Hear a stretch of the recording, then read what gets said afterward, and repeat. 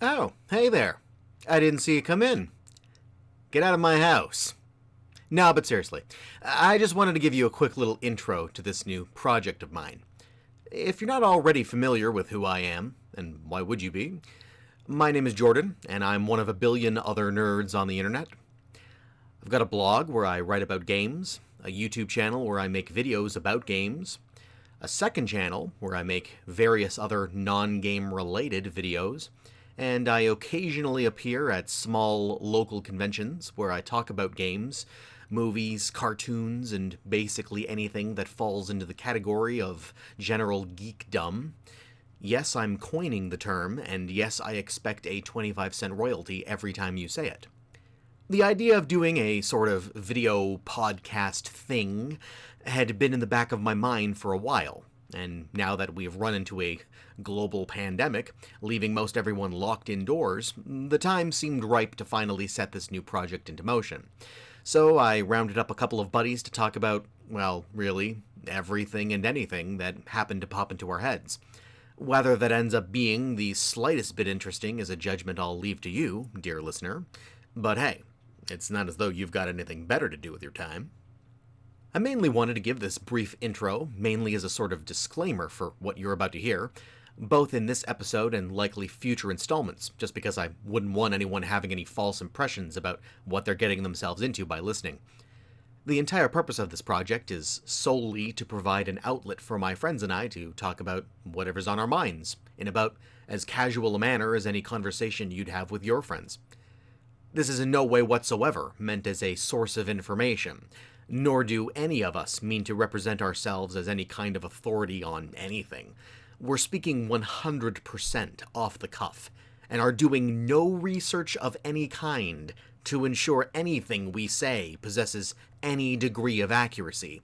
We're really just a bunch of dudes shooting the shit. That's it. If that sounds good to you, welcome. And if that's not your cup of tea, hey, no hard feelings. And the best of luck to you in finding professional help with removing the stick up your ass. Which reminds me of something else. This video podcast thingy is decidedly not kid-friendly. While we're hardly going out of our way to be offensive or inappropriate, we're also not going to censor ourselves either. So, unless you want your kids asking you to explain the meaning of some more colorful phrases we might use, maybe have them watch or listen to something else. And if you are a kid and you're listening to this anyway, I like your style. Fight the power. Well, I guess that's really about all I wanted to say before we get started. Wherever you are, whatever you're doing, and however you're consuming this, I hope this provides you some modicum of entertainment. If nothing else, it's certainly helped me take my mind off the horror that is the year of 2020 so far. So, if it can be even a mild distraction for anyone else, I'll have done my job. Okay, that's enough yakety yak from me. On with the video. The podcast. Thingy. Whatever you want to call whatever this is. Enjoy. Okie doke. But I think it's semi stable enough. Nothing has caught fire yet, so far. Yay. Yay. I'm glad. Boy, so you're on your phone. Are you on your laptop, Matt? I'm not on my laptop. I'm on my phone. You're on your phone as well. Okay. Yes. Wow. My laptop is under a bed right now. I don't want to try that. This is literally the first time I've ever used this webcam for anything. So it's for like videos? Or use an actual camera? No, like it's like the built-in webcam. I have when I make like my YouTube stuff, I use a camcorder for that, but okay. I don't have like the cable necessary to plug it straight into my computer. It's like everything that I ever do is always like filmed onto like an SD card, and then I just like mix it in post.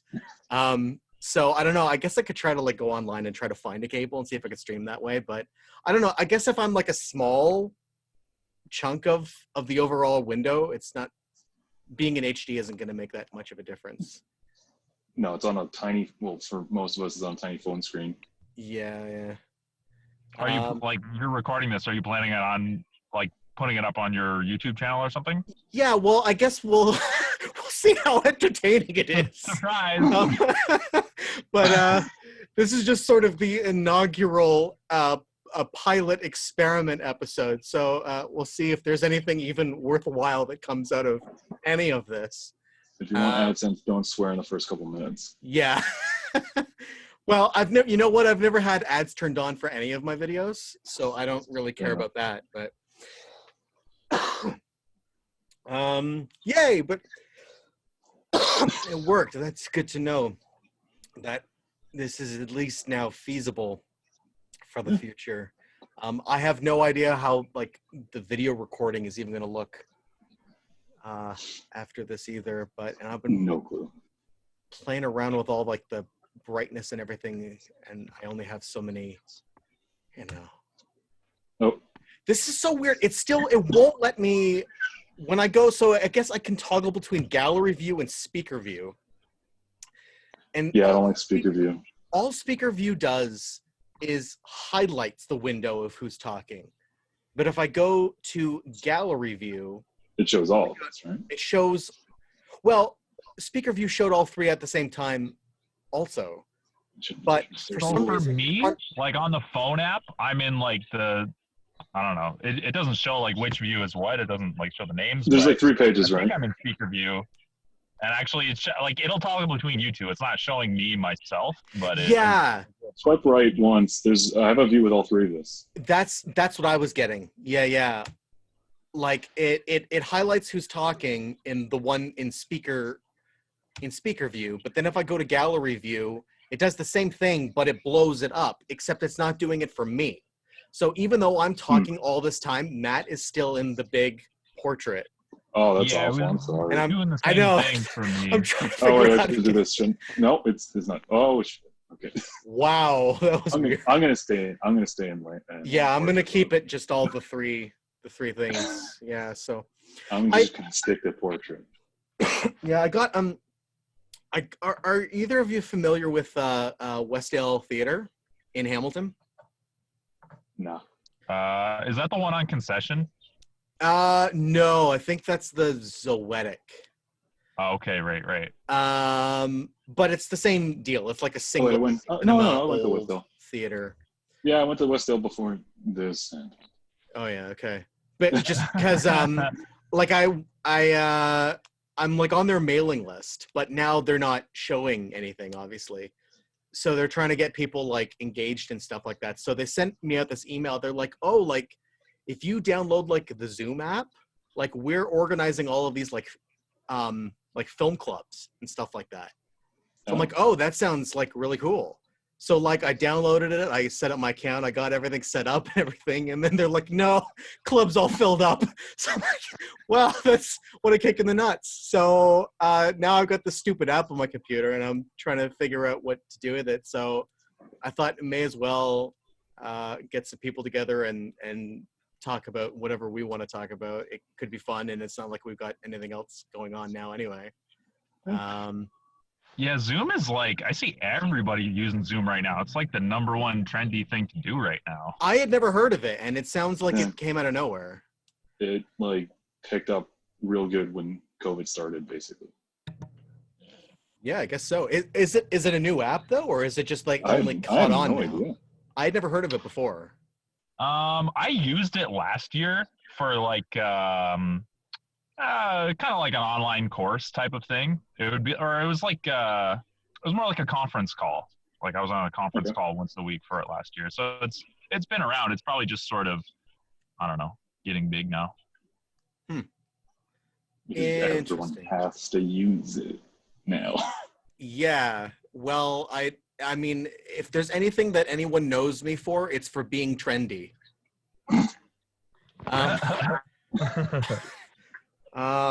But so anyway, so I don't know. Expect the top executives to be like, yo, let's use Discord, hop on Discord. Yeah, right.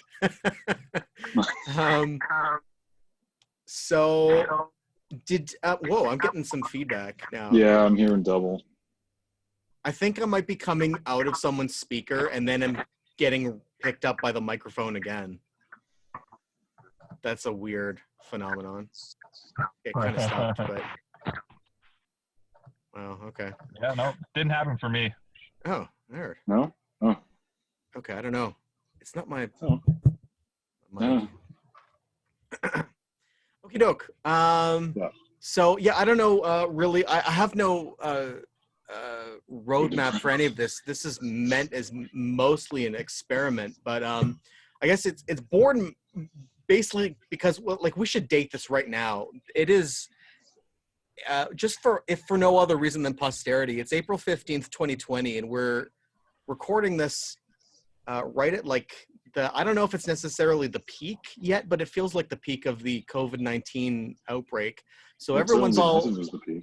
yeah, everyone's all like holed up with nothing to do, unless of course you're like Matt here, who's an essential worker.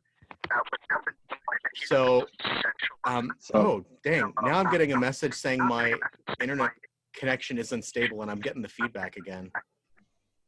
The Oh man, virus is stopping you. yeah, we're getting Every week. it's got into the computers. It's adapted. But so anyway, I guess the point is that we're all holed up with nothing else to do, and we're just kind of looking for some way to pass the time. I got a week left of pulling up.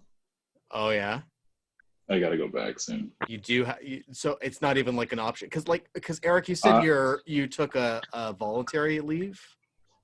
Yeah, so I'm working in construction right now, and they offered voluntary layoff. So I ended up taking that because I go and like see my sister's baby sometimes. So just for don't risk it. Sake. But then like I think about 4 days later, the Ontario government like changed the list of like what businesses are considered essential, and then a lot of like construction stuff got shut down. So the company I work for is still operating, but I know a lot of people got laid off, and because I was newer, so long story short, now that I've told the long story, I think I would have gotten laid off anyway about 4 days later. So yeah. Interesting. And for me, I got a lot of stuff stuck in my head, and I just need time off. Oh. So I'm just taking 2 weeks. This is my first week, so got 1 more week left, and I'm back. Nice, but it's not optional though, eh? It's either come back or you have no job. Well, I guess I could probably extend if I needed to or wanted to, but I don't know. I can choose to make this a vacation, or I could apply for what is it called? This whatever thing it's called, the unemployment stuff. Yeah. Well, my dad was talking to me about like his experience with that because he's like a school bus driver. Yep. And he applied for this thing, but he ended up having to rescind it at least for a month or something like that because his company called him and said, no, like we're actually going to pay you for the month of April. Oh. But the thing is, he's making less money that way. So like, I'm just wondering if there's not some loophole where you can just be like, no, I'm going to like, I don't want to come into work. Like I consider it an issue of my personal safety. I just don't want to do it. Collect the benefits or whatever, and like maybe make more money than you would if you were just going in. Yeah, that's the thing too, is like everybody I still get the emails from my work because I'm just laid off. I'm still part of the company. So like everybody that is working is like stuck on like 7 hours a day with no option of overtime. So like 35 hours a week. And like I was doing the math, and I'm definitely making about the same, just like I haven't received, I just applied for the CERB I actually know a lot about it because I looked a lot into it over the last few weeks. But basically, like the second the 4-week period started on Sunday. So it is in 4-week intervals. They're like specific set 4-week intervals. Like the second one I think is like April 12th to May 9th. And in order to get it, you have to, for the first month that you get it, you have to have been unemployed for 14 consecutive days during it, which is probably what like screwed your dad out of getting, his first month or whatever. Yeah. But there is a silver lining to that, like for your dad's part. My car light keeps going off here. Which is you can only So they have this thing set out for at least, it's going to run for at least 6 months, but any one person can only get like 4 months of it. So if you miss the first one, that just means he'll be able to be on it for another month longer. That's interesting. Although, Yeah. like how you said you have to be unemployed for at least 14 months, but you had to have been employed though before that too. Like, because I don't think that this, you only get this benefit if you're like actively losing work because of it. Yeah. I think. Yeah, definitely. Yeah, there's a like few the homeless restrictions. can't It's apply not- for this thing. And Yeah. unemployed stuff, like you can't. You have to have made at least like $5,000 either in 2019 or in the 12 months preceding like going on to it. Okay. But it applies to like the self-employed too. Yeah, I got a buddy who runs his own I shouldn't laugh about this, but it's like so tailored for like the perfect storm. He literally runs an event planning business. So it's the absolute worst possible thing because every event, like by definition, anything that is an event now is canceled. So like his Facebook page right now is just a litany of him like asking people for like advice on how to like get like the government benefits and stuff like that. Because he's got nothing happening right now. Oh jeez. Well, yeah, I guess Con Bravo's done. Yeah, that's another thing too. That was another thing why I thought that this would be a good idea to do something like this, because like while going to like the conventions and everything is a lot of fun for its own sake. Like he was looking weird regardless of the virus. Yeah. Like, well, like I was gonna say, like, just doing like the panels and stuff like that. Like, I just love like getting the friends together and like just talking about stuff. And now, like with everything that's going on, like who knows what's happening with Con Bravo? Like, it was already up in the air before. Yeah, that one post was weird. Like, it's starting earlier, but we don't know where. Or yeah, either earlier or like, and possibly for only 2 days instead of 3 days. I don't know what's going on. So, because I guess Con Bravo for the last 5 years, I think, had I didn't understand how any of this worked, but apparently they had like a multi-year contract with the Hamilton Convention Center. And so this year the contract was up and it was up for renewal. And for whatever reason, the Hamilton Convention Center chose not to renew. So I don't know, like, if what the reason for that was, if they wanted more money and Con Bravo couldn't pay it, or if they just thought that they could make more money somehow else. But that's weird to like have the exact same 3-day weekend set aside, like that block of time that's like just a cash cow for 5 straight years, and then all of a sudden say like, oh no, we're gonna try our luck with something else. So now Con Bravo is still looking for like a new venue, I guess.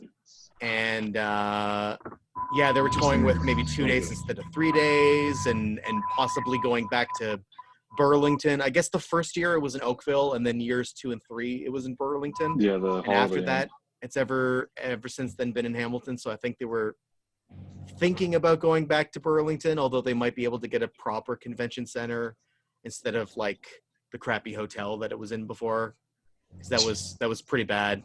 Like, the Holiday Inn was interesting. That like there were some like that was where I did my first panel, and that was you did the first reboot one in the Holiday Inn. No, that the first reboot one was in Hamilton.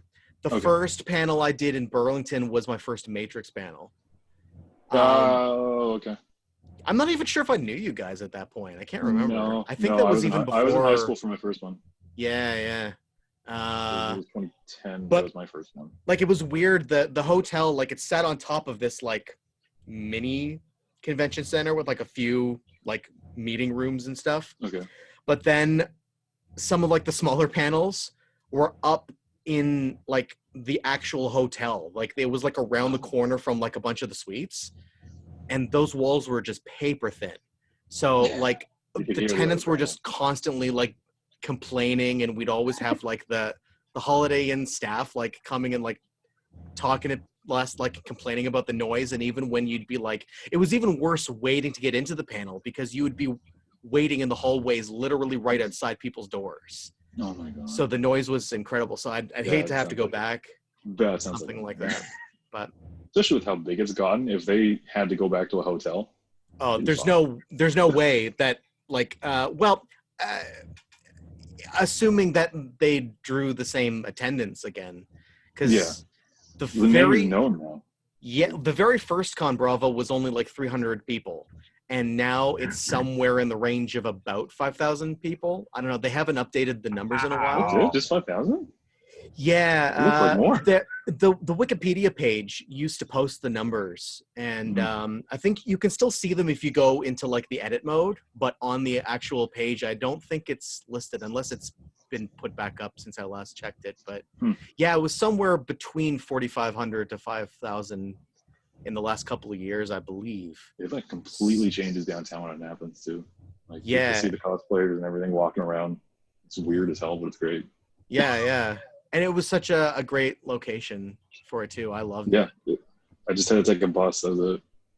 Yeah. Now it's like, well, next year, if Yeah, I don't even know what city it's gonna be in.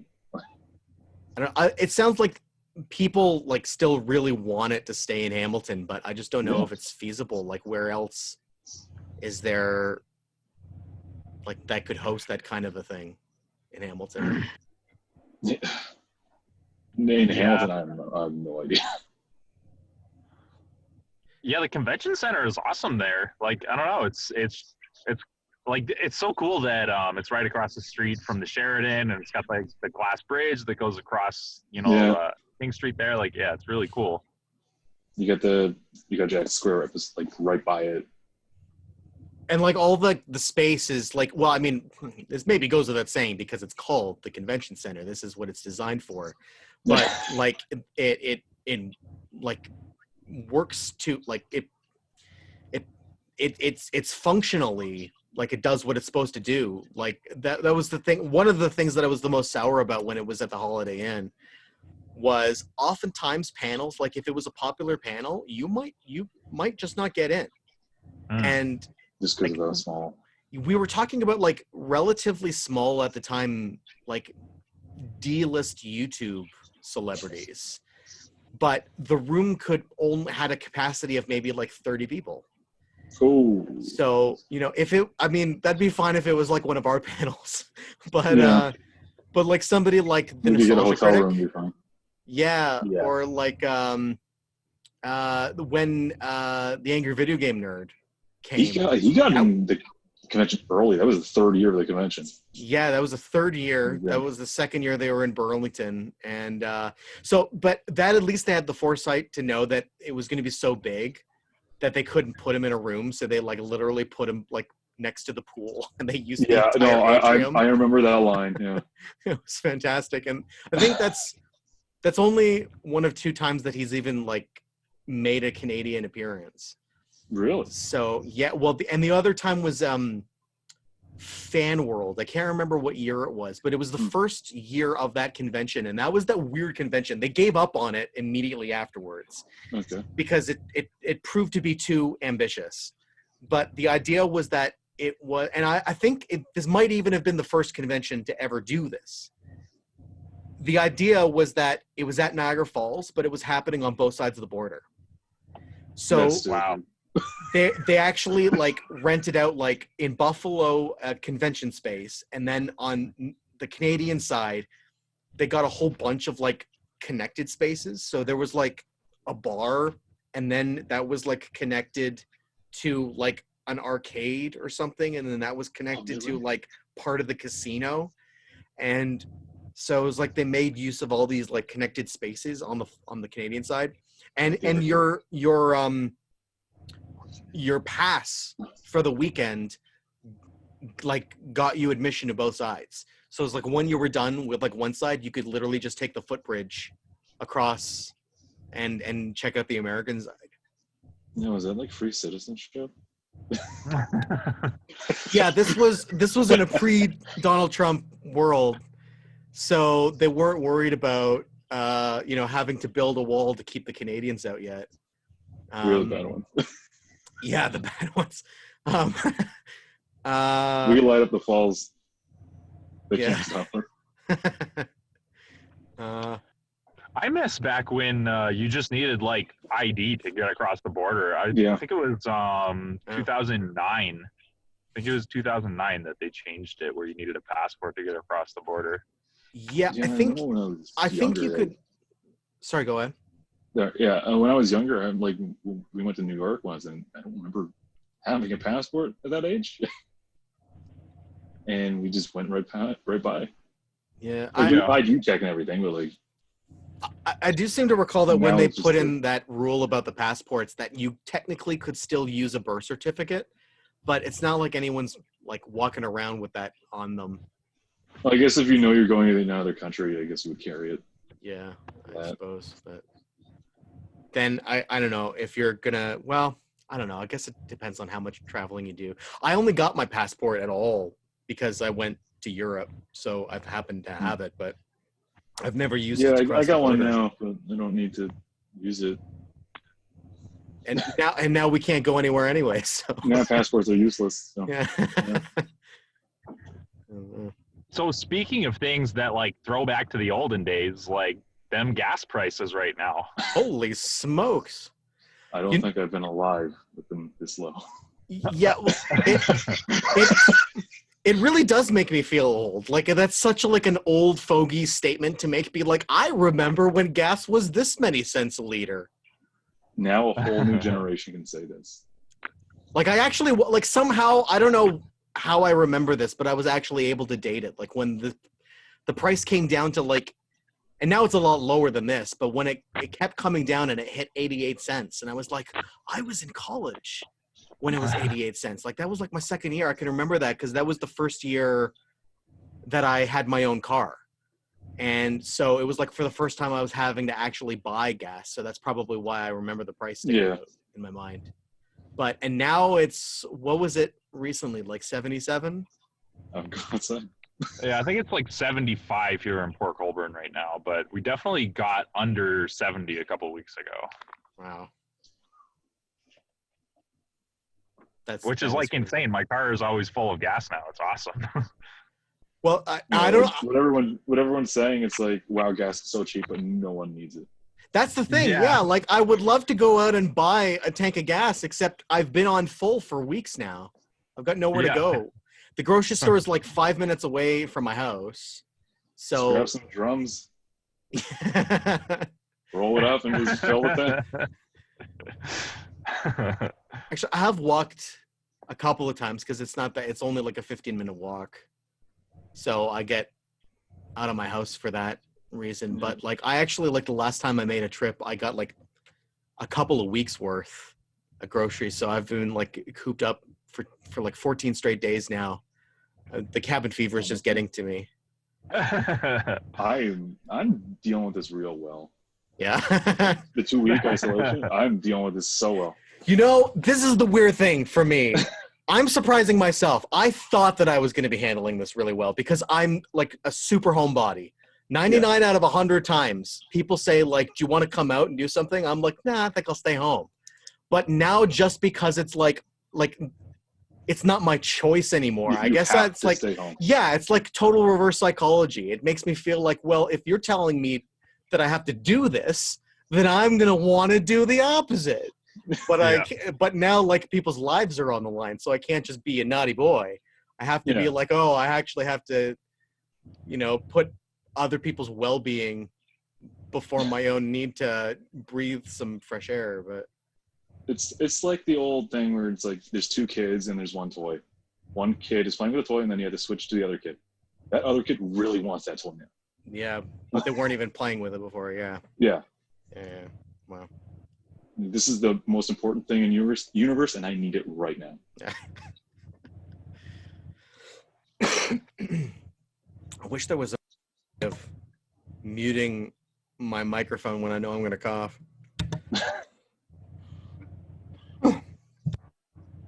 It kind of worked. I didn't hear the cough. Oh, I did. You actually muted. Okay. Oh, wait, what? What just happened? Yeah, you're definitely muted now, Jordan. Oh, I'm still muted? Oh, there we go. Oh, you're back now. Long cough. I'm bright. Yeah, apparently. No, I put. See, this is why I shouldn't play around with it too much. I thought I pushed the button, but apparently not. No. This is what you get for $200 for a professional external microphone. It's pretty neat though. Like it lets you like adjust the. I can't remember what you'd call it. I learned all this stuff back in film school, but it's like the bands for how a microphone can pick up. So it's like if it's just me, I'm gonna set it to what's it called now? Like directional? Yeah, directional. Yeah, so it's like okay. it's like a mono direction, but then if you're set up with like a Larry King style interview, one person on each side of the table, then you can set it to like bidirectional, or then you can set it to like omnidirectional and just pick up everything and stuff like that. It's got like a whole bunch of different settings. It's pretty neat. Damn. That technology there. Yeah. You got a pop filter on that boy? No, I wish.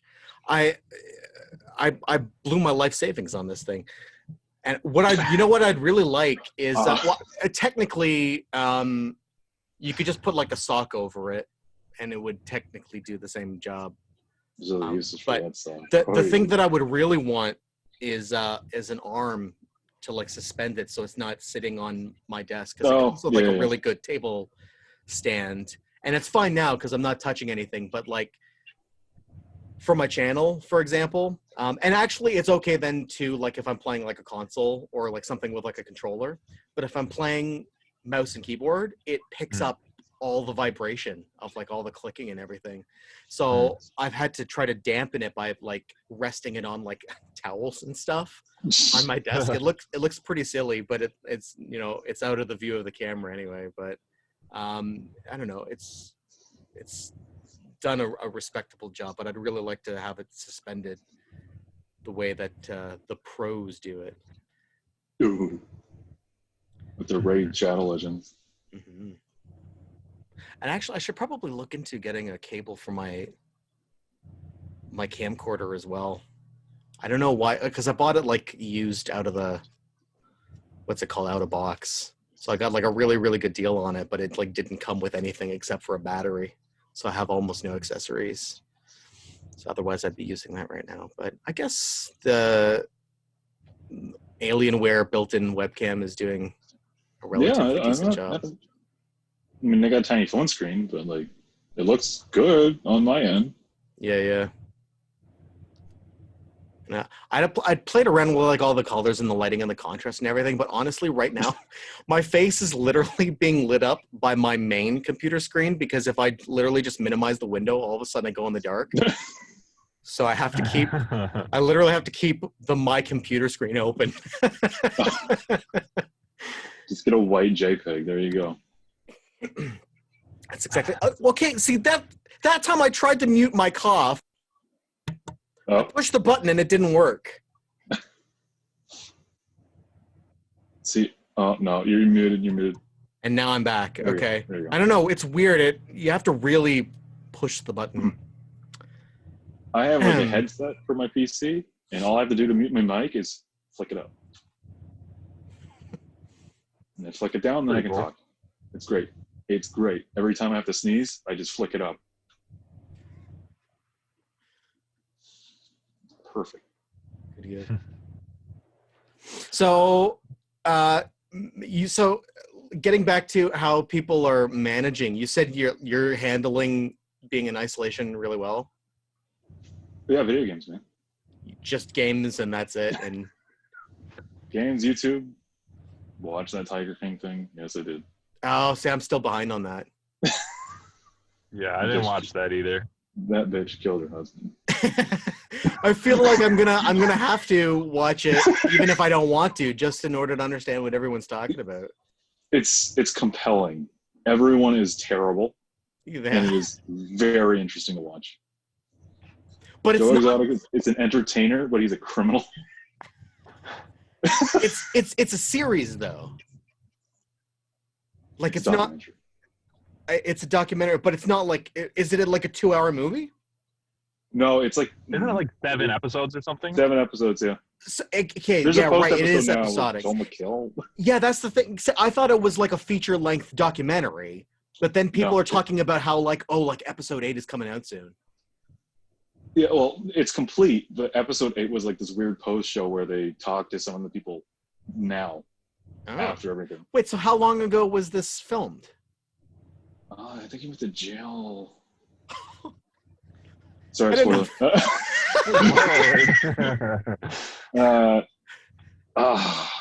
Maybe a couple years ago, like 2015 or something, I want to say. Oh wow. Okay. Well, I guess I'll have. It remains to be seen then why he's in jail. It's not much of a spoiler when it literally starts with, like, he's in a call from jail. Oh, okay. Okay, Like that's how. like the documentary starts with him in jail. Okay, so you set it up for me. Okay, great. Yeah, so I didn't spoil anything. Well, now I'm looking forward to it even more then. It's stupid, but it's interesting. And I feel bad for those tigers. My Netflix like watch list keeps getting longer and longer, and I just never seem to knock anything off. My Netflix is usually just anime, but now it has Tiger King and Austin Powers and shit. Yeah, most everything I want to watch I've got on like DVD and Blu-ray now anyway, but Yeah. that's another thing now. Like you can't buy physical media anymore. Like the only Digital thing is going to take over even more after this. Yeah, I imagine. And like Walmart is technically open. You can get what they've got, but they're not stocking anything new. Yeah. Like, I wanted to buy a physical copy of FF7. Yeah, me too.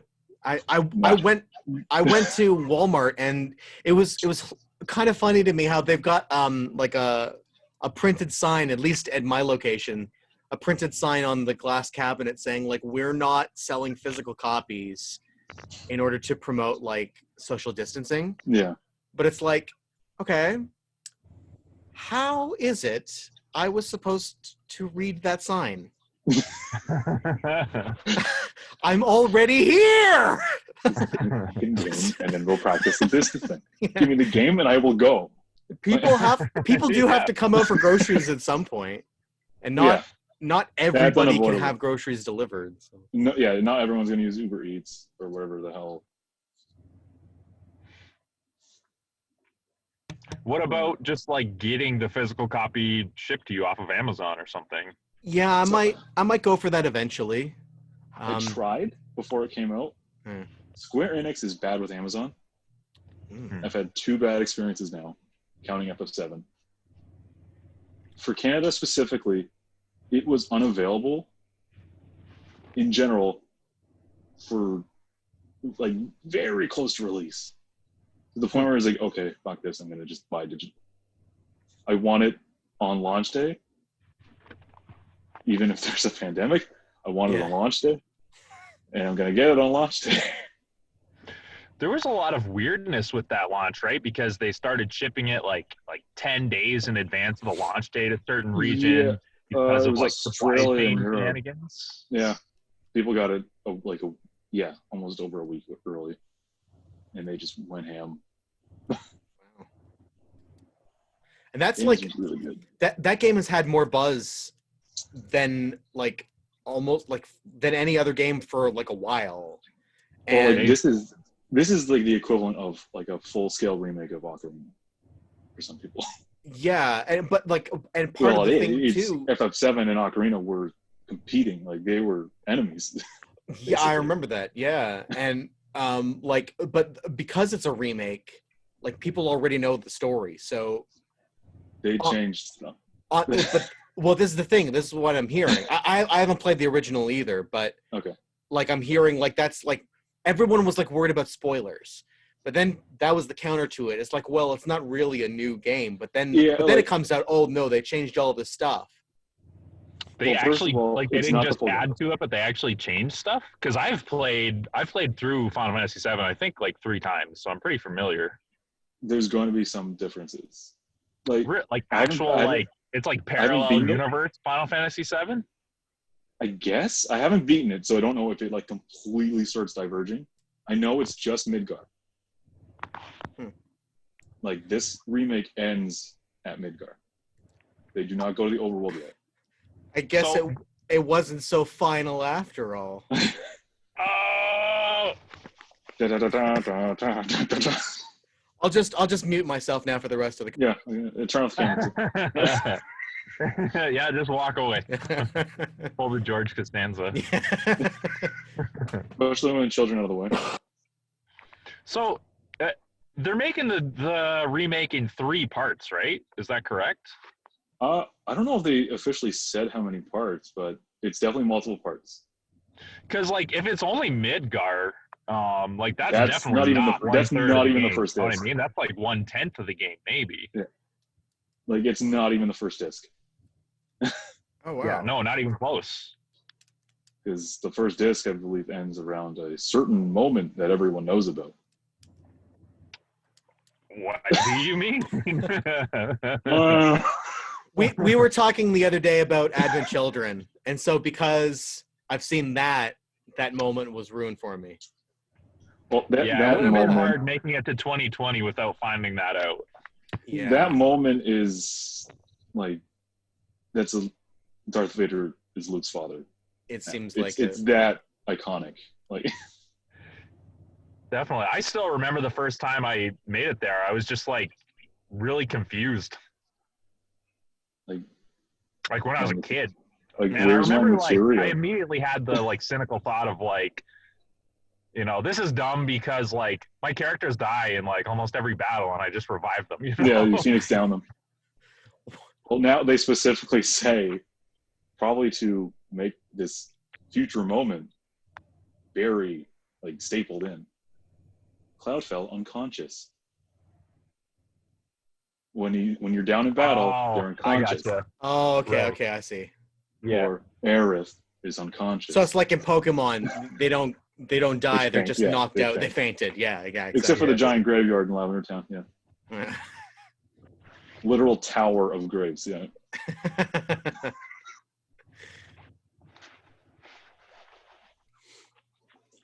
Yeah, they're doing a great job. Oh, cross-dressing like the scene remake is back. awesome? Yeah, it looks awesome. You still cross-dress, don't worry. Oh, so you did end up getting the digital version. Yeah, I got digital. Yeah, I think like I don't know. I might look at Amazon. I think You can try. It might be up sells them, now. but- Now that it's out, Oh yeah, because I know. or you could import you from US, but that'll cost more. Yeah, I'm not that desperate to play it, but I know like EB has been really aggressive in the past month or so with their emails, like really hammering it into people's skulls that like, hey, guess what? Like even if you can't come into our store, you can still get games from us and stuff like that. And like I don't remember like something. yeah, exactly. they were can I interest you in our rewards card? No. Want an edge card? Yeah, I've got. I already have Cloud in my party. Thank you. Yeah, I've got that red card, but I don't think I've ever used it once. Well, I've got the gold card. I had a card. I felt bad. And I was in Waterloo. I bought a Tingle toy in Waterloo.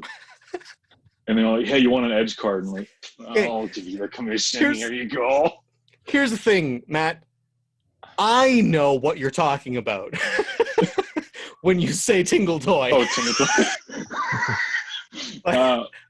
You know, just your typical GameStop EV Games Tingle toy.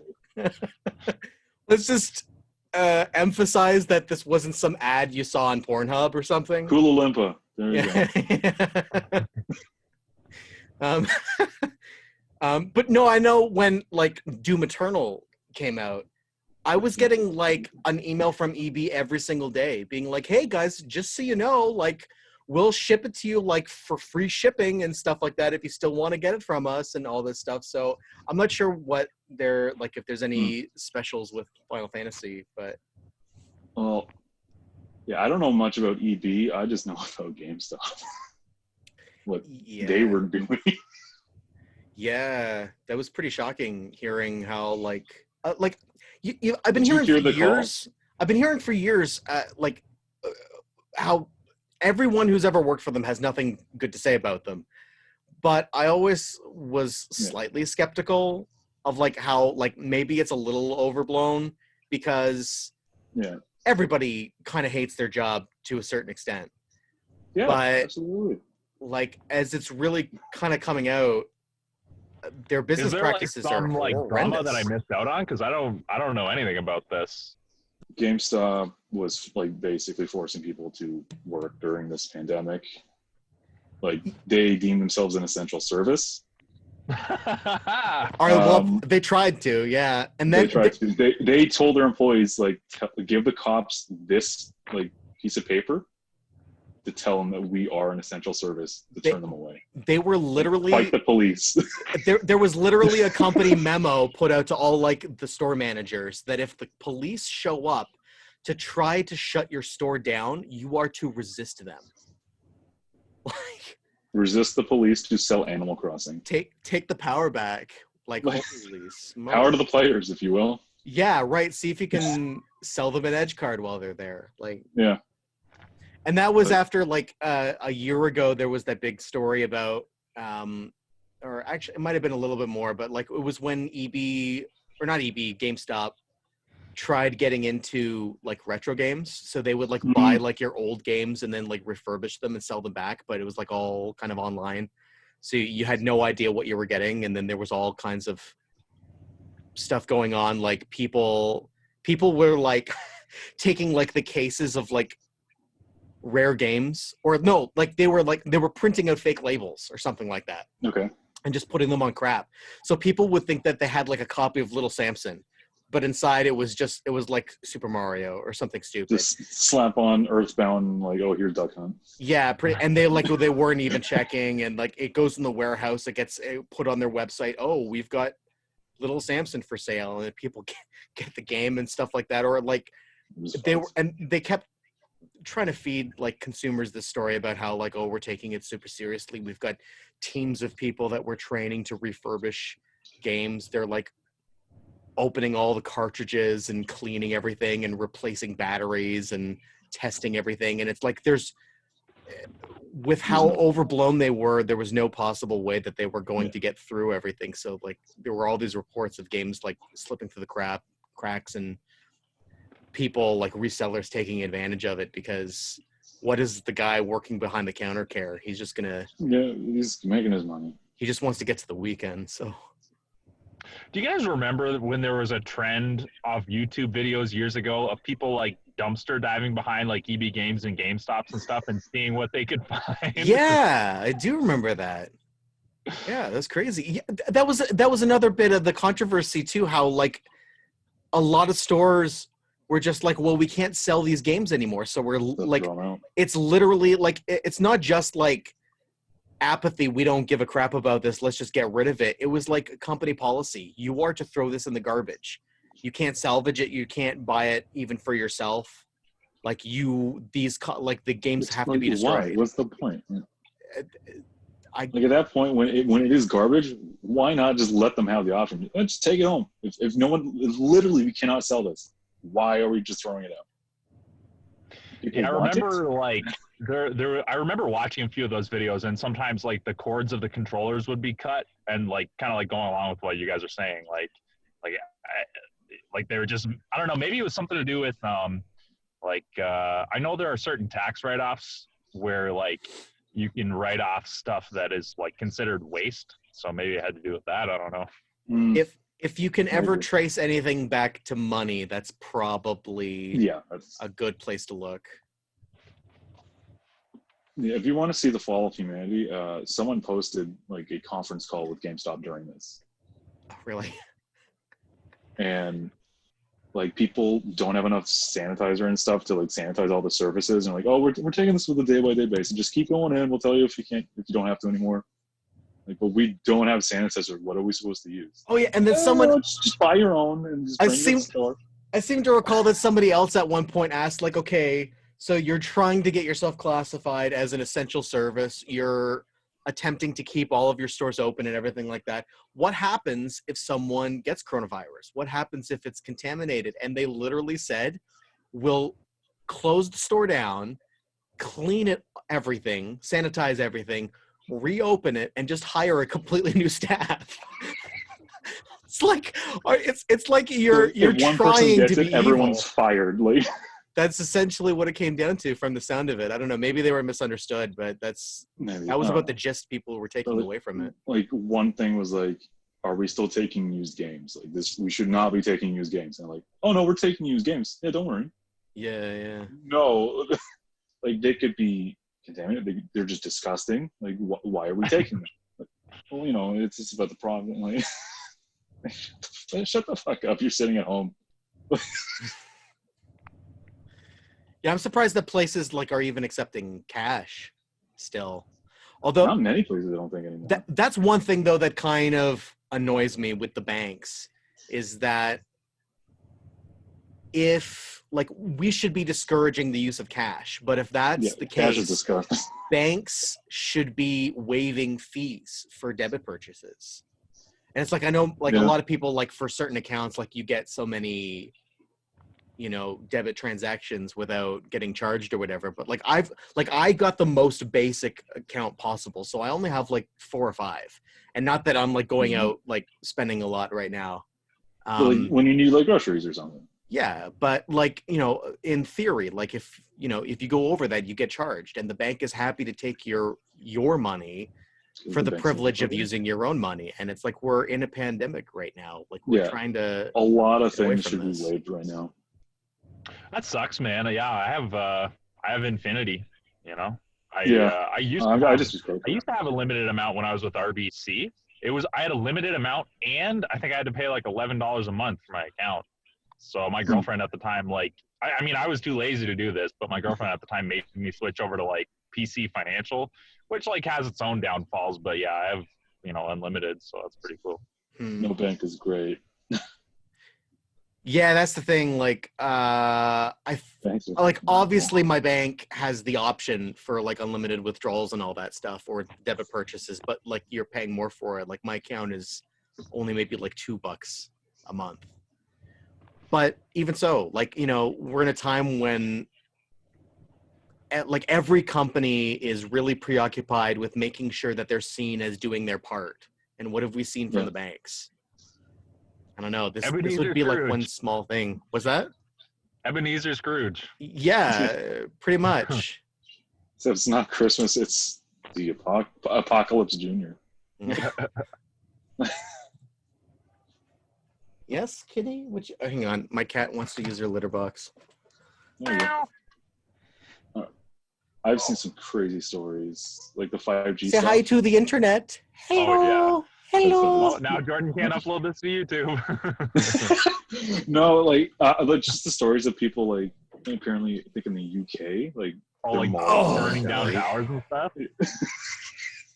I saw a video that was supposedly people in Wuhan, China, like people on like a rope doing like a tug of war, like pulling down a tower, like medieval even style. Wuhan, they believe it. Yeah, I don't know. I saw a video that was supposedly that, like people like pulling down a 5G tower with like a rope. Yeah, I've only heard of, now I've heard of 3 towers getting taken down now. One was a Molotov, one was Wuhan, and Dutch people just busting it down. Dutch people. Just taking it out. And so you guys, it's not cell phone tower shit. Whatever. I had heard, I don't know how much truth there is to this, but I had heard that supposedly in Wuhan, the wet markets are already reopening. Oh, well, that's apparently wasn't what it was, right? Like the bat thing is apparently like fake. Well, I guess it's not like specifically bats, but like it was related to that. And so I can't pretend to understand any of this, but the one thing I did hear was that like apparently bat this sounds like I read it in a comic book, but bat DNA and human DNA is apparently very similar. So that like explains like how it transmitted so easily or something like that. Okay. But Really bad. hopefully it doesn't also, indicate we're going to get Man-Bat anytime soon. Because that Yeah. was a scary We're episode. doing pretty good as a country with this stuff.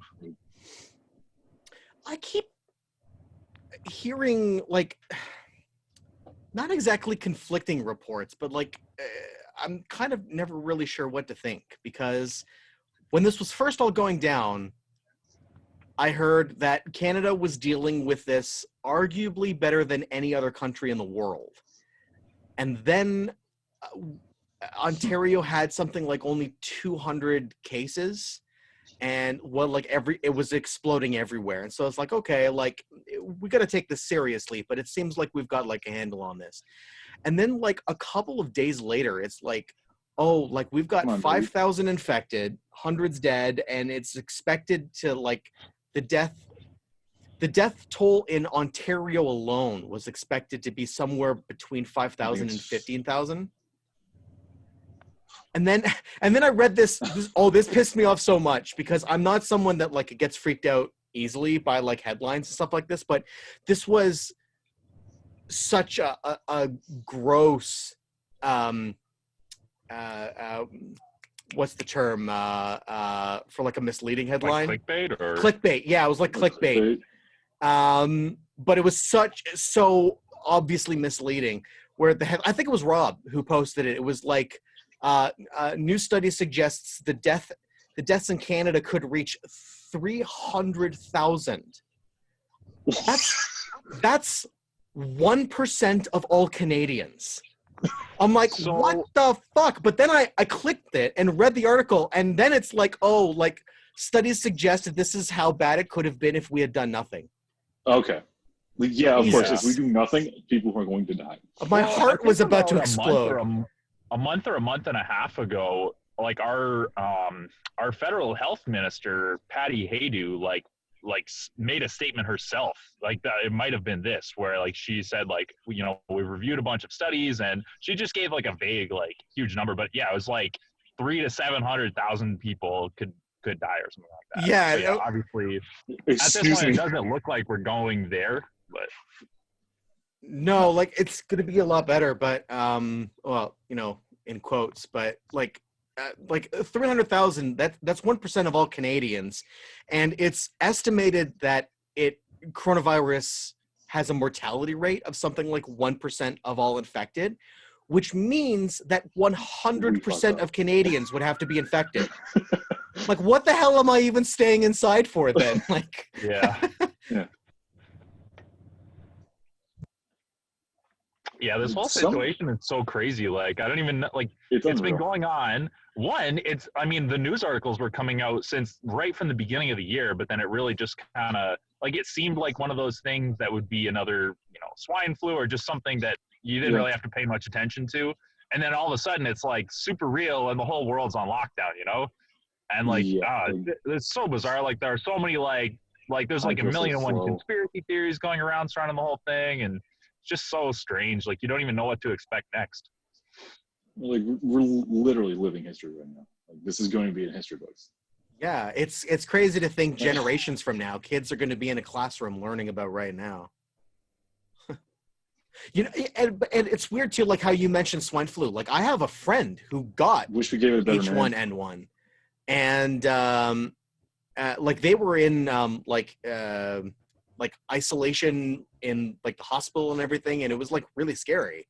And yet I never had the same sensation even then that like this was gonna like get out of hand or anything.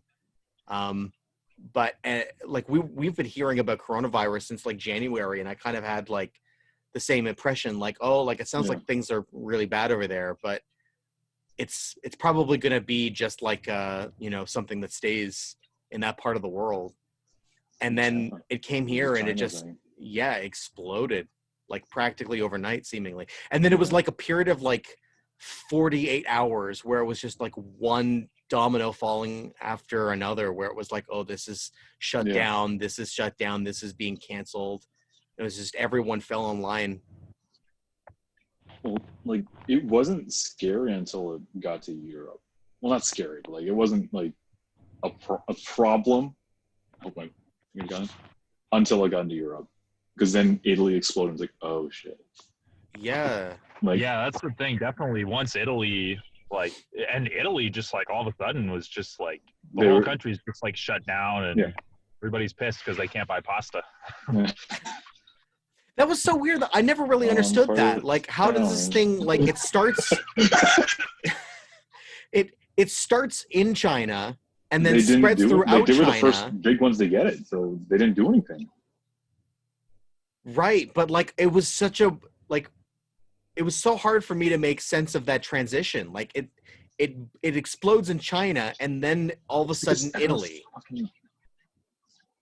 Like that's a weird Yeah. transition. It's because all these fucking executives are like, oh, we got to tap into the Chinese market.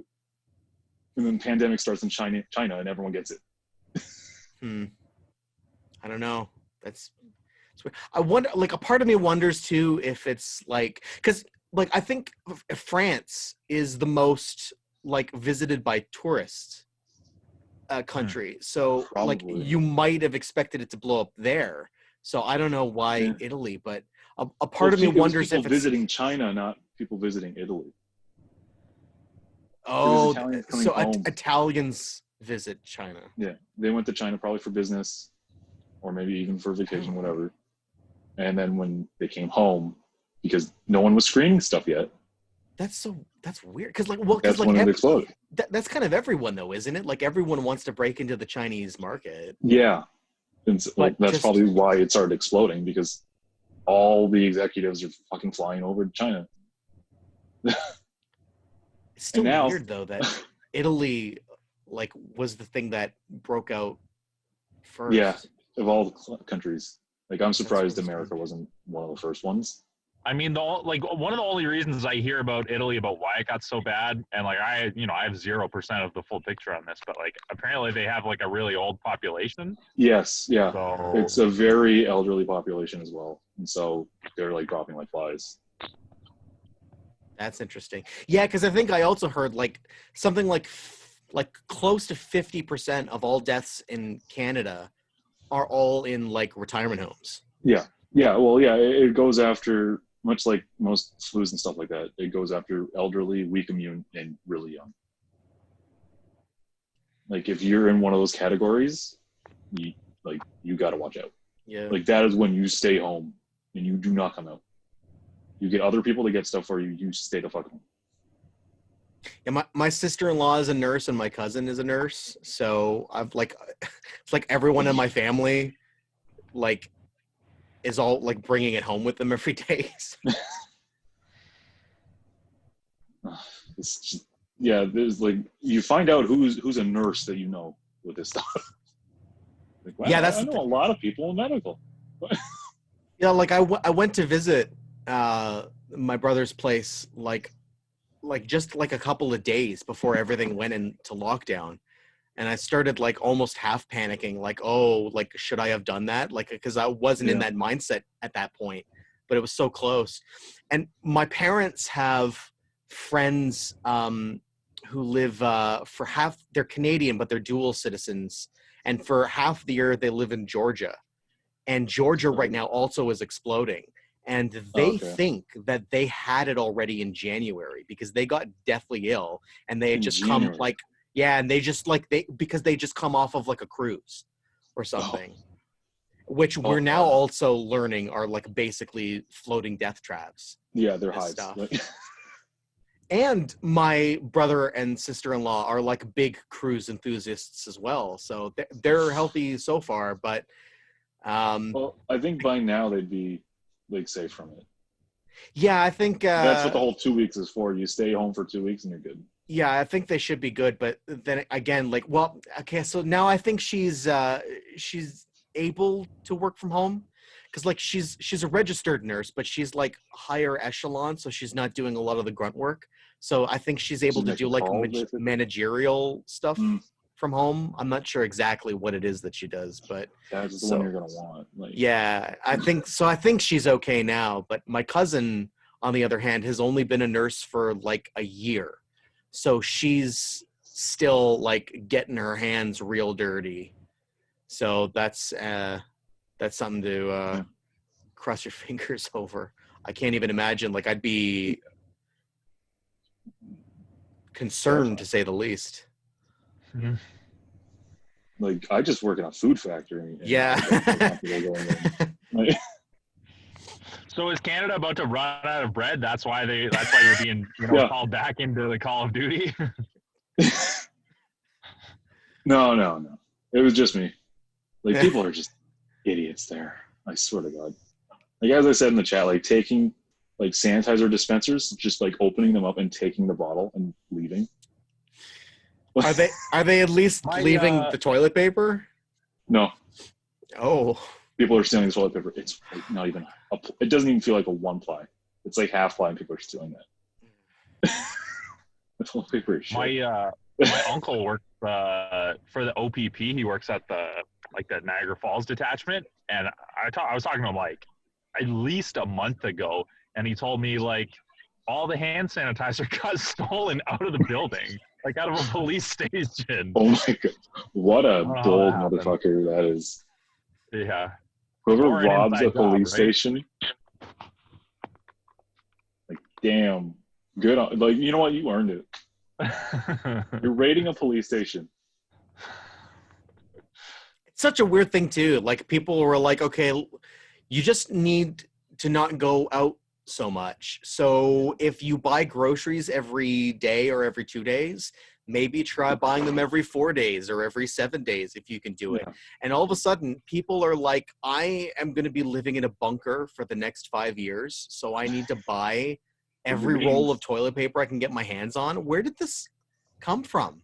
And it hasn't been like anything else. That's the bizarre one for me. Like, I have stocked up on a fair few like cans of beans and bags of pasta and whatnot. Like, food makes sense. Yeah. But You know toilet what? paper, The more I think about the toilet paper, do you guys remember the movie Dude, Where's My Car? I remember it. I never saw it, but It's one of those like stupid bro movies, but it's actually like, I really like it. It's got a good story. Like, I don't know. That's like a hidden gem for me. And like, there's a scene at the beginning, where they wake up, they don't know what happened. It's like, dude, where's my car? But there's like a series of things that are like strange. Of like, how did this happen? How did that happen?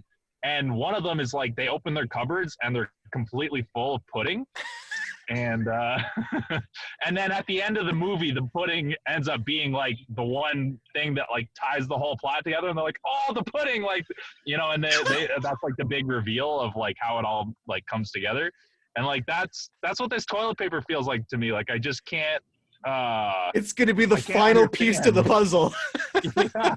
The true cure was just eat toilet paper. Just eat toilet paper, you can't get corona. That's all you gotta do. Oh, wait. Toilet paper kills bats. Oh, we're saved. If we kill the bat population, are we gonna be okay? It's them or us at this point. I'm Let's take them sure out. bats are going to turn out to be a very important part of our ecosystem or something. Ozzy Osbourne was right. Yeah.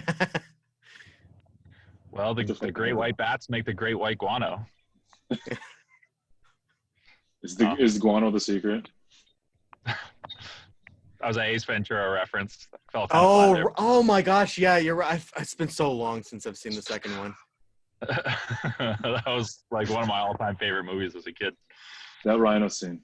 Yeah. That rhino scene will never That get old. still holds up as one of the funniest. Another rhino's giving birth.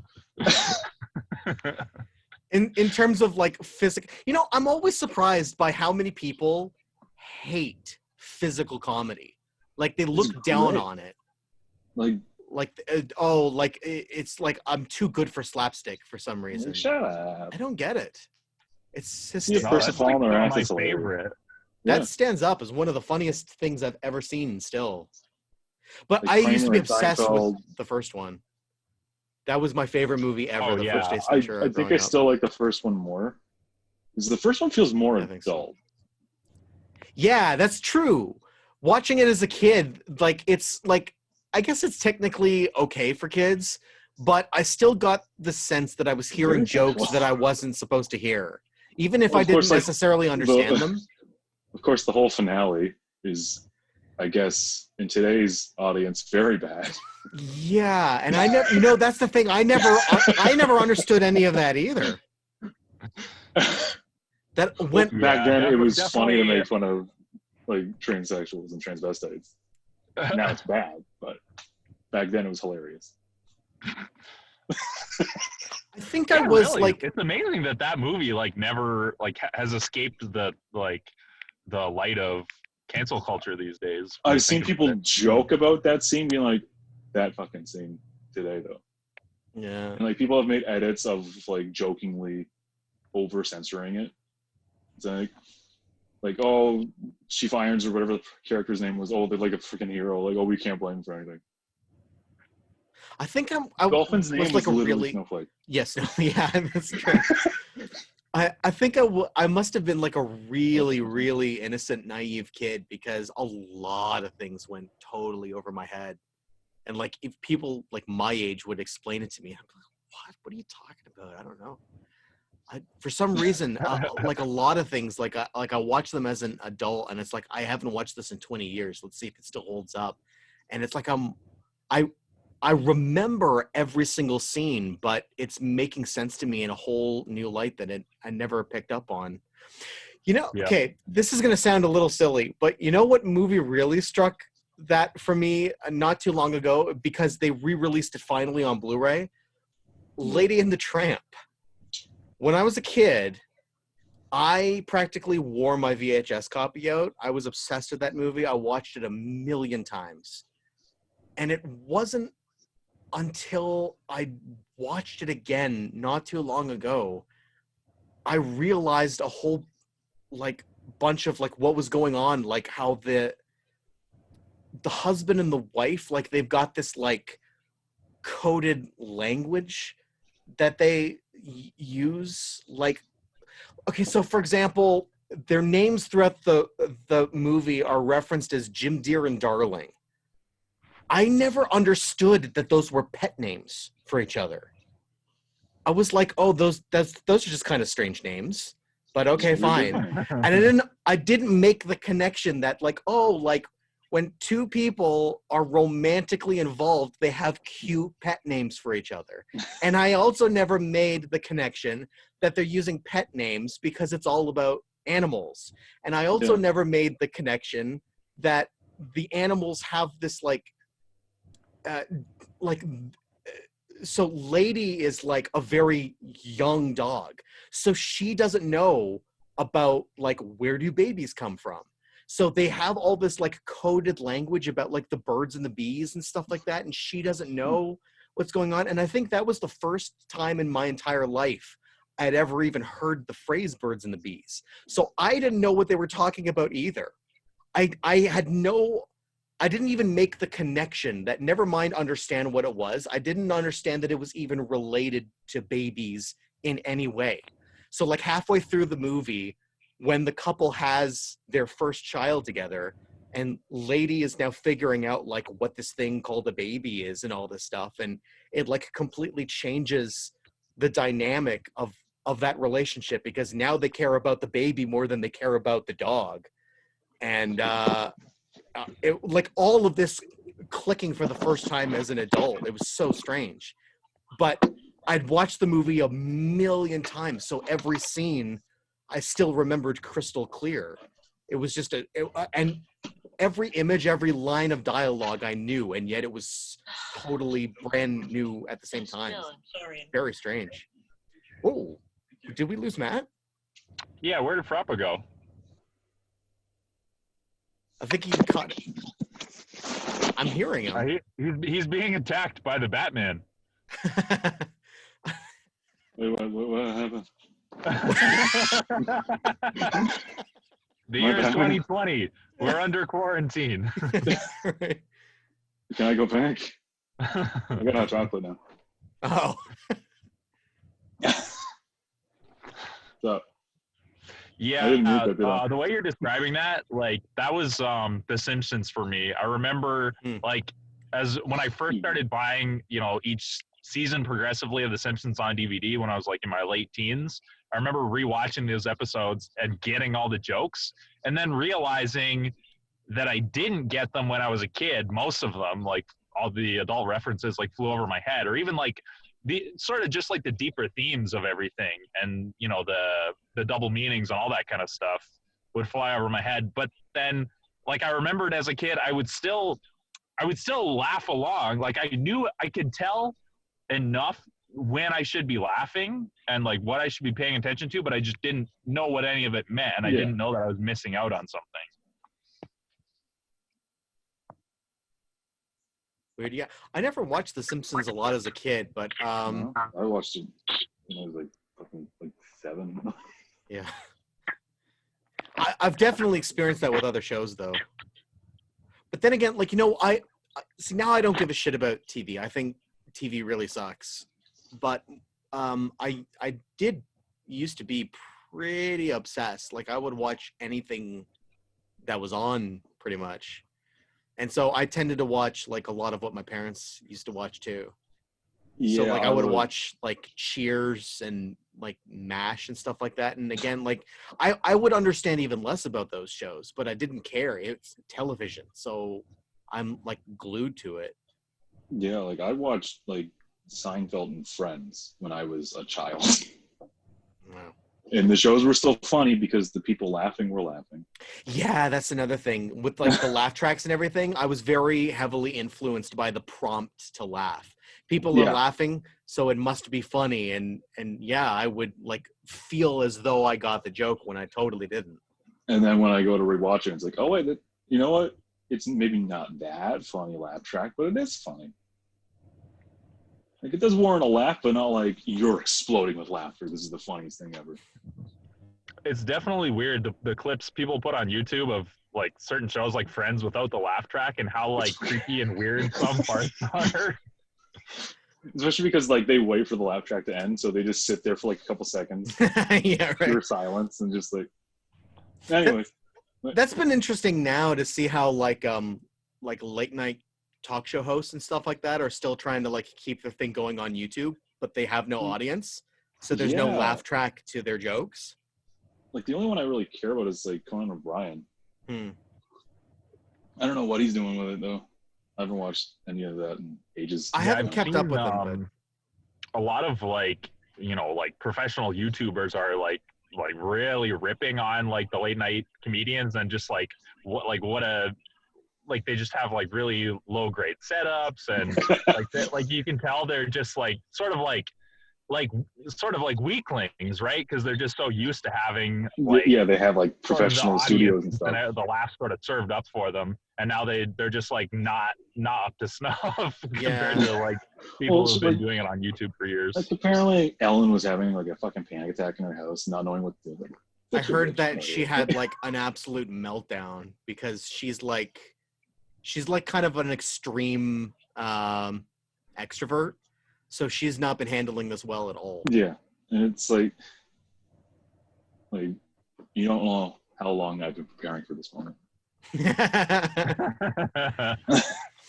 And you get to see just how much attention celebrities need. And now that they can't get it directly, you can see how much they try to get it. Like with the Imagine thing. Yeah. Yeah, that didn't go over well. Did you see that? Oh gosh, what was his name now? Sasso? Will Sasso. Did you see the thing he redid with the Arnold impression? Oh my god, it was spot on. It was amazing. amazing. Here by the pool. It does. Imagine this don't happen. It's easy if you try. Come on, get down with the sickness. There's a donkey. Sitting by the pool, there's a donkey here. That was fantastic. Yeah, getting back to that whole like how you said you were like made for this. Like, you know what how I said thought that I was gonna like be dealing with this a lot better, and I'm like I'm actually doing pretty good now, but like I think it was right at that like 1 week marker that I started to like kind of get really stressed out. But this sounds so weird, But you know, what I've actually started doing? Opening my blinds. I've never bothered opening I was just like looking my outside. blinds before. Like, I've just never gave a shit. They always stay closed. I don't care one way or the other. And recently, I've had this, like, I gotta open my blinds. Gotta remind myself that there's a planet still out there with other Earth is people. there still.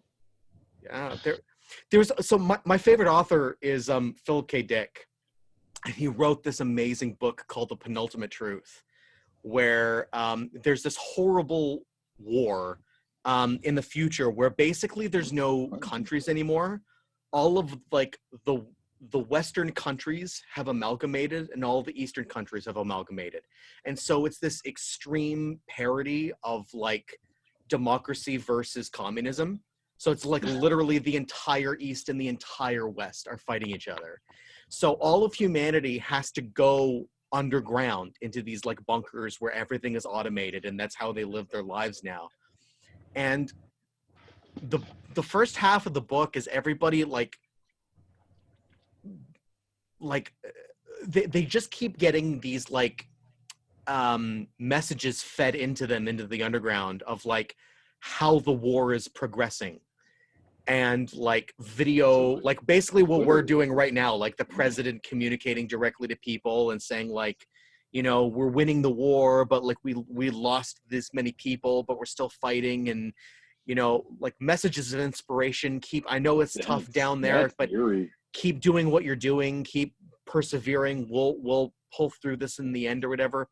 But the idea is, I can't remember what the time frame is, it's been a while since I read the book, but they're down there for like decades, and finally people start like it's too much for people start like, now there's like this like civil war where like people who just want to get out and other people who are like, you can't leave. If you leave, you open the door and you make us all vulnerable. You have to stay down here. And I can't remember exactly what the events are that lead to this, but eventually the main character gets out and realizes that it's all a lie. The war has been over for years and years.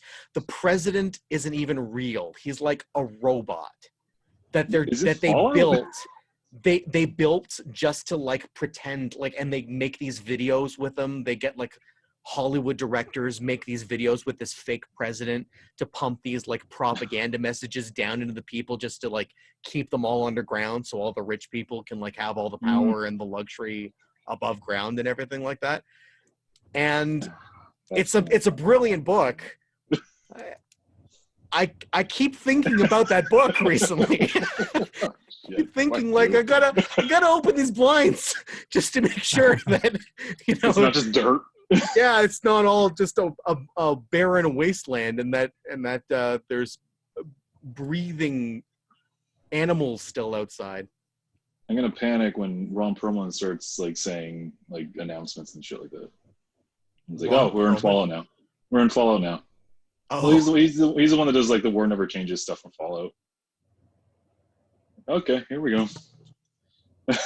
still never played a single Fallout game. I played a bit of Fallout 3, and it's like, wow, Bethesda games are broken. I'm not having fun. Real, I heard Fallout 3 was the one to play if you're going to play any of them. I think now it's New Vegas. New Vegas. Like 3 was the one Vegas like brought was the one that was like ultra broken when it came out, right? Yes. My brother in particular had a very weird glitch. He could not enter the city of New Vegas. The game would crash unless he wore a cowboy hat. Oh no, that's a feature. That is such a feature. Like, that was a lot of like rapid Googling, like, what the fuck's going on? The literal name of the game does not work. Wow. Yeah, cowboy hat. The first two Fallout games are totally different too, aren't they? Yeah, they're top down like RTS looking games. Like they look like an Age of Empires or like that, but it's not like select units and all that. Isometric top down view. And then Bethesda bought the franchise and they made Fallout 3 like Elder Scroll but Apocalypse. What was the last one that like 76, 70 or something like that? Oh boy. Is that just what it was called, Fallout 76? Fallout 76. Oh lordy. That one was like, Shit show. yeah, more broken than anything that anyone had ever played from what I heard. Yeah. That game is not, that is an absolute cash grab. It's very broken. There's no NPCs. I think there are now. But with DLC. Huh. So the idea originally was that you were only going to play with other real players. Pretty much. One of the big features of the game was you could nuke other players. Like you could get access to a nuke and take out other players' camps. Someone found a way to spam nukes and it would crash servers. So they disabled it. Oh yeah, I guess so. Yeah, like the pre-order wasn't worth it. Was bad. They like one of the things was like you got this canvas bag. It was not a canvas bag. They just straight up lied and got a cheaper. Oh, like the real physical gift. I remember that. Yeah, and they got a cheaper material, and they didn't even send it out at first. And so there was like a whole shit show about that. Canvas doesn't grow on trees. If you promise it, you're supposed to deliver it. That's how transactions work. Yeah, I think the first time I ever met Justin, we were sitting in the lobby at Trios, and I think we had both already. I can't remember if we were there for the initial like student screening or if we had already now like signed up for the course, but we still had to go for some initial orientation or something like that. But for whatever reason, you we met were him both prior to the actual course. Yeah, like just prior, like maybe like a couple days before our first like in class, and we started talking about like games in general, and I was like, if you like when you get out of here, like if you could work anywhere, where would you want to work? And he said Bethesda. So maybe if you asked him now, he would have a complete. Well, like obviously doesn't want to work in games, but also you would have a completely different answer probably. Yeah. Bethesda has fucked with reputation. Even Blizzard, like Blizzard used to be an amazing company, and now Blizzard is one of the lowest regarded. I think it's like not that doesn't even have anything to do with their games though. It has more to do with like how they treat their fan base. It sounds like. It's because they suck China's cock. Yeah, I guess that's because I think it was a StarCraft tournament. The winner of the tournament had a free Hong Kong poster on stream. Right. Yeah. And Blizzard like suspended him, did not give him prize money. Oh my gosh, that's what they were. You know, it's funny. I was watching an old, like a StarCraft game from like a couple years ago, and the commentator who was like doing a play-by-play happened to just mention like he was talking about how like the players he thought were the best in the world, and then he mentioned this one player, but then he's like, yeah, but we can't really talk about him because he's been banned, and that was all he said about it. That must have been it. Maybe. Yeah. Oh my god. Just referencing the freeing of Hong Kong was like, okay, we don't want to talk about politics here. It's a little different. The guy literally lived in Hong Kong. And like, you know, the Chinese government's like fucking doing some bad shit to Hong Kong. The thing that really pissed me off, and this was kind of weird because I don't even play it. Like I've never played World of Warcraft ever in my whole life. But just their cavalier attitude to how they kept, and this is funny now in retrospect, but at the time they kept shutting down vanilla servers and they weren't doing anything with it. And like the fan base kept saying like, we're not happy with all your updates. We're not happy with how you keep changing this game and how it bears no resemblance to the game that we fell in love with. And then they released Classic. And now they've got Classic, but like they kept shutting down these like independent servers and stuff like that. And they're like, it wasn't making money. Yeah, exactly. And we're not taking business from you, but you're not doing anything with it. If you release a vanilla version, we'll pay for it, but you're not doing anything with it. Just let people play the game the way that they want to play it. And then the thing that really pissed me off was I saw that, I don't know if it was probably BlizzCon, but someone like was asking like a panel of, I don't know if they were developers or like, I don't know, upper management or something, but he just asked him straight up, like, do you have any plans to release like a vanilla server so that people can play the old Classic game? And he straight up goes, no. And trust me, you don't want that. You think you do, but you don't. Excuse me? It's like, fuck you. Is that a threat? I was like, I don't even play this game, and I'm pissed off for that guy. Like, what kind of an attitude is that? BlizzCon has had many, many moments lately. Well, yeah, I was just thinking about whenever it was, like maybe 6 months ago or something, they were like making some big announcement, and everybody like wanted the announcement to be like Diablo 4, and then they just didn't like mention Diablo 4 at all, and that their big announcement was something that like nobody cared about. It was a Diablo mobile game. Oh, right. And I hate to tell you, that was like over a year ago now. Oh, was it? That's okay. Yeah. I've been in this quarantine for so long now. Yeah, right. This week has lasted a year. Yeah, this happened at the end of March. That was like 3 weeks ago. Oh, goodness. But yeah, so the whole Diablo Immortal thing, like they come and announce this game, no one gives a shit, and then they have a Q&A. Yeah, right. How about you? Where's your real announcement? Well, that's literally. I remember like one guy asked a question like that, and they like, who is this for? Is this an out-of-date April Fool's joke? He literally said that, and they responded like, "What's wrong with you guys? Don't you guys have phones?" Oh yeah. Wow, I didn't hear about that. That's crazy. Yeah, and then they quickly said after that whole like conference, that whole panel, it's like, listen, we're working on Diablo 4. We're just not ready to show anything. Like, don't worry about it. And we're also remaking World of Warcraft 3, which now is another shit show. Oh, did that come out yet? Yes, it did. And it's a shit show. Yes, because do you own Warcraft 3?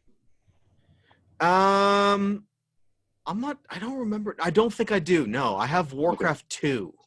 All right. So for people who have Warcraft 3 on like the Blizzard app or whatever, they don't own the original anymore. It got updated into the new version. You cannot go back. Oh wow, that's weird. Because I got and they made some changes that people did not like in the new version, and you just cannot play the old one anymore. Wow, because I got the StarCraft remastered, but that you can turn on and off. It's pretty sweet. You this can one do it, is like different. you can do it in real time too. Like you can literally be like, I'm gonna go from widescreen to full screen and go from the HD graphics down to the old crappy pixelated look and like on the fly if you want to. It's pretty cool. The Halo remasters did that too, where it's like you just press like a single button and it switches between old and new. Oh. The one thing that did piss me off about that though is because like you're remastering this game, that was the opportunity to like fix some of the mechanics.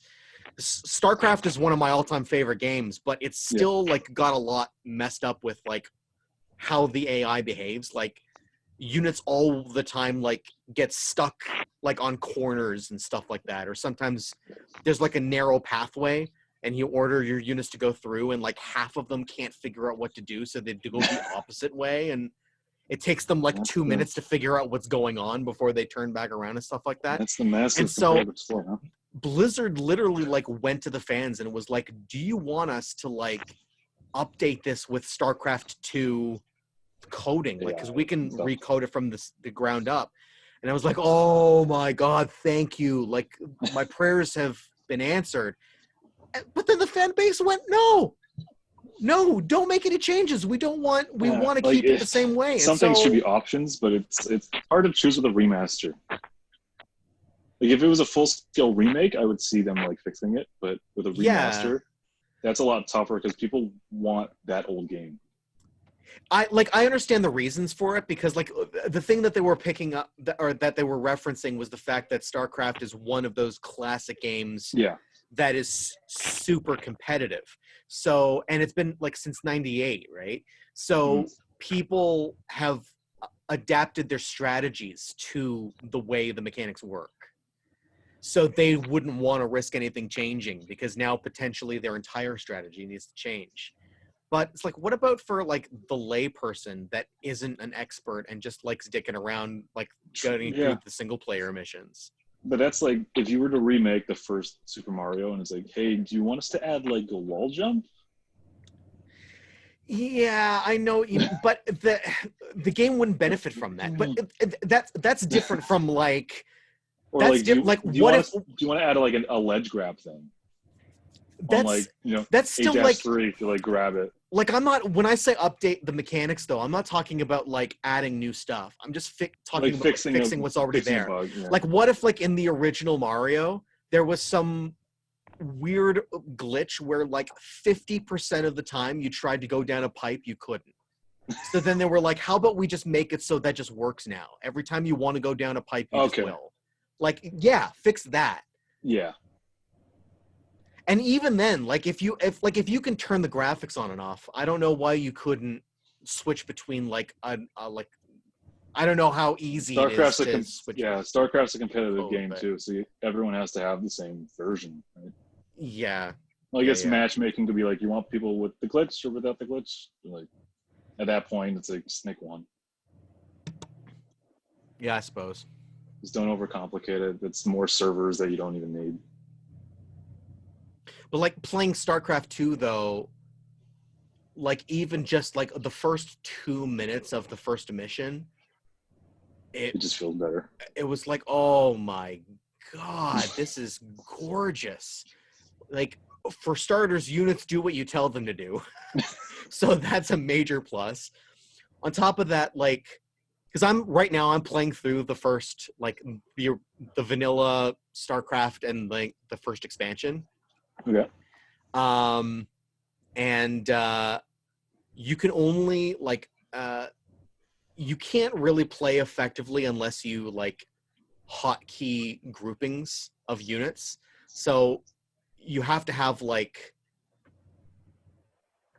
an army of certain units here and another like battalion here and a battalion here and a battalion here, and then assign them to a hotkey and then just be like, okay, now I'm just going to quickly like, you go here and do this, you go like, here do and do everything that. at once. Yeah, but you can only group units up to a maximum of 12.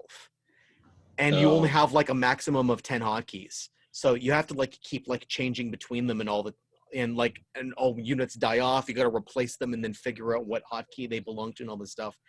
With StarCraft 2, you can hotkey something like a single group of units can be like 400 in one, and you can build like 400 Zerglings and just in one command, just be like, okay, go.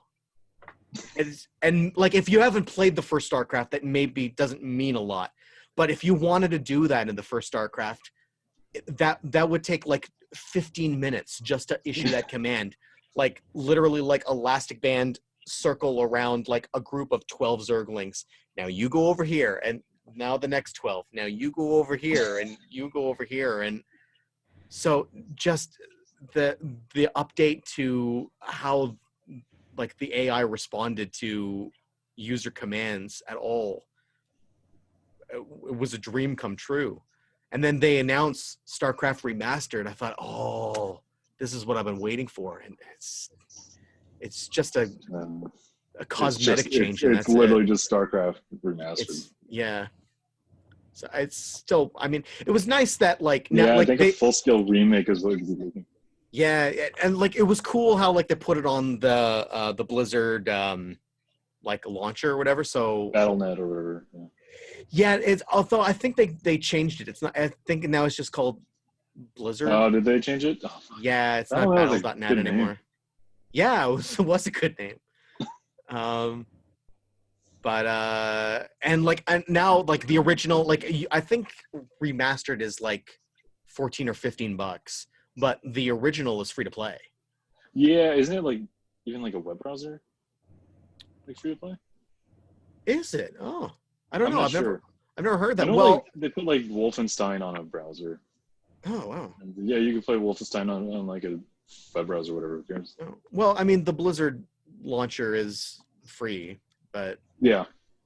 it's so weird to like log in one day and all of a sudden see Call of Duty there. Because it's Activision Blizzard. Yeah. Like, yeah. It's just fucking weird. World like the big boys, World of Warcraft, Call of Duty. Yeah. Is it even on Steam? I don't even know. Or did they just put it on Battle.net? I don't know. Or I'm not on Blizzard, Steam. whatever. I've got a bunch of games on Steam and I play like 2 of them. I basically only got like now like I don't play Portal a lot, but like the first 2 Portal games Yeah. and You still playing like Rocket League? I play Rocket League pretty regularly. So, but I'm like after Psyonix was bought out by Epic, I thought that it was going to move over exclusively to the Epic launcher. But it's still on Steam. Well, yeah, they can't just remove the copy. They could Yeah. stop selling it on Steam, but you'd have to. It would still be on Steam for people who own it. Hmm. Yeah, I guess so. Like, I have a few games that like have been taken off of Steam. And, like your copy's still there. Does anyone have Flappy Bird? Can't get Isn't that anymore. back now, or is it still dead? Is it? I don't know. I heard the guy killed himself, didn't he? Oh shit! Okay. I'm not sure. That might have been a rumor, but I heard that like he because of how like the popularity of it exploded so quickly, and he just couldn't live up to the expectations of him as a game developer after that, even though it's like the dumbest, don't most have- basic program It's a game Flash ever. game. Like- Yeah. But it's like, but it was like the most downloaded game in history. Yeah. And so No, now yeah, it was everybody massive. like wanted to see what he was going to do next. And I'm not sure if he did make something or not, but like for some reason, like he just went into this like horrible depression. And Yeah. maybe he didn't kill himself. Maybe he was Might have just just been depressed. suicidal, but then Yeah. like he came out of it or something. But I seem to recall Right. hearing that he killed himself. That's Like, buddy, like, hey, don't worry what other people think. You know, you're making like millions of dollars. Just, yeah, that was Right the other after thing that. that I think he sort of panicked because like, yeah, obviously, I don't know how I would handle that if that were me. yeah, like he just made this stupid little Flash game just for fun, just to see if people liked it, and then all of a sudden the next day his bank account has like hundreds of thousands of dollars. Like, literally, sprite rips from like Mario 3. Yeah, For the warp pipes. pretty Like, much. I don't know, maybe like fucking Nintendo we went after him like, hey, so that's our asset that you're using. Yeah, It's a profitable thing. yeah. That's a surprising. Actually, well, it was. Oh no, you know what? Because I was gonna say because it did get taken down, but it wasn't because of Nintendo though. It was because I think he took it down. he took it down because again, just the pressure was too much. He Yeah. couldn't stand being that popular. That reminds me of there's a YouTuber I'm subscribed to called Stevie T. He's a really good guitarist, honestly. But he's like does like comedy stuff as well. But I used to work at the Tim Hortons in Crystal Beach, which is like it's right across the American border. It's part of Fort Erie. Anyway, Okay. long story short, I used to work at the Tim Hortons there, and I worked with like his sister and his mother. So anyway, that's kind of how I like got to following him. And so he's gotten fairly big. He's got over 1 million subscribers. Like he kind of like rubs shoulders with like a lot of the bigger like sort of like YouTube guitar scene.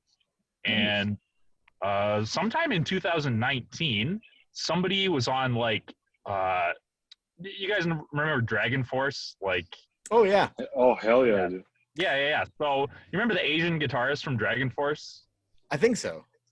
Okay, so he I guess like does live streams on Twitch or something, and like one of the people in the chat was like, I don't know, I'm assuming in order to get him to react to this, probably a lot of people brought him up, but anyway, the video I saw was like somebody in the chat was like, oh, like you should let Stevie T join Dragon Force, and then he responded to it. He was like, oh yeah, I reckon Stevie T could be in the band. He could be a triangle player. And then so like Stevie T makes this response video where he's like, oh, what do you mean triangle player? It becomes this whole big like comedy thing back and forth. And then Dragon Force's bassist like left the band or something. So they asked Stevie T to be their bassist on their like US tour. So for like a month, it was like, oh my God, Stevie T is gonna be like the Dragon Force bassist on their US tour. And then he released a video like it was called like Why I'm Not Gonna Be Touring with Dragon Force. And it was like it was the pressure, it was the anxiety of it all. He just like, he was a person with a lot of anxiety. YouTube was kind of his outlet as like sort of like a someone like us, more like on the nerdy side with social anxiety. And just, he had never even been in like a touring band or anything like that. And he was like, I just couldn't handle the thought of like going from nothing to like going and playing with Dragon Force. I just couldn't do it. So that was like really trippy. Because for most people, I would argue, majority of people who know about Dragon Force, that's the Guitar Hero song. Yeah. Literally. So like most people who are fans of Dragon Force, I imagine, are gamers. And they're not the type of people who would go up on a stage and fucking rock out with Dragon Force. Yeah, it was crazy because he's like a really good guitarist too. But yeah, is he still like doing stuff on YouTube? Yeah. Just Stevie T. He does really good stuff.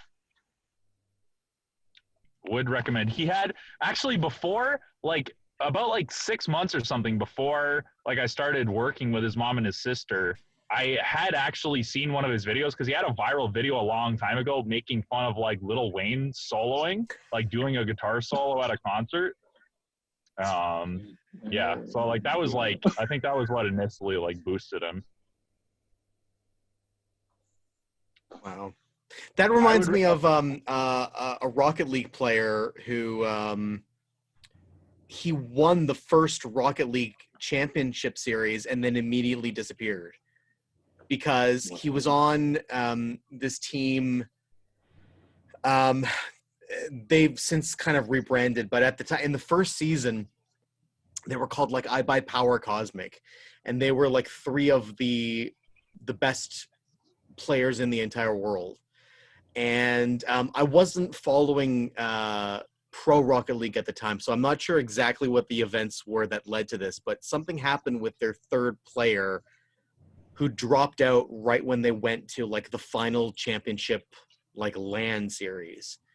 And so this guy over Zero was their substitute, and he didn't really play with them. But they're like it's a 3 like every team consists of 3 players and you have to have 3. Yeah, it's 3. So he was like very unexpectedly all of a sudden at the championship game, like had to step in for this guy, and they not only won, but he was named MVP. Like he played his heart out. But so now after this, now everyone is like, over Zero is the best player in the world, and he's just like, what happened? Like I was just like, I said I would be your substitute, like, and all this stuff. And so like, and the main guy on the team at the time was a player named Kronovi, and he's got another team now, and that's another story of drama.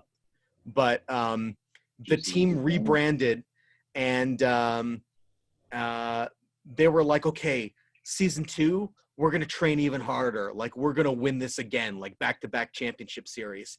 And so Over Zero and Kronovi, like they leave and like they moved in together, and they like, I think one of them like moved across the country and they got like an apartment, and they're like, the whole thing was like, we're just going to play Rocket League. That's all we're going to do. And because like, it was only the second season at this point.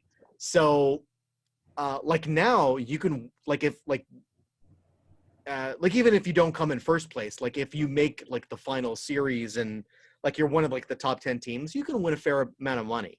I think now because of COVID-19, the LAN tournament got canceled, unfortunately, but they still were able to hold their regionals online. And the first place team won something like $90,000. So split three ways, or like 100,000. So split three ways. That's a fair It's chunk like of change. 3,500 basically. Yeah, and that's like on the low end for esports. Like other games, you can win even more than that, right? Well, So most esports, like, well, I mostly look at fighting games, and it's like it's just you. yeah, So, yeah, like, exactly, yeah, big pile of cash. yeah, for sure.